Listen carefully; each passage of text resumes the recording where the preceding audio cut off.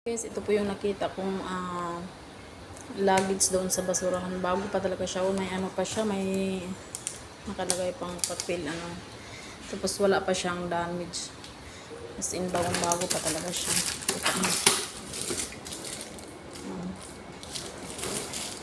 So, mas worth it tayo. So, dito ko nakita yung gold, guys. Sa ilalim ng ano. Saka yung mga bag. Dito ko nakita siya.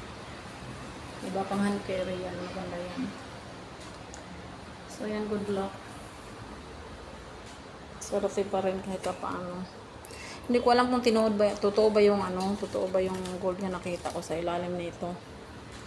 So, good luck na lang, ipapress ko na lang siya. Saka ito sa akin dito, guys. So, pero ito matagal na to dyan. Ito din. Kaya, sana totoo yung nilagay nila o tinapon nila. Ganda, oh. Walang sira talaga siya. As in, tiningnan ko wala.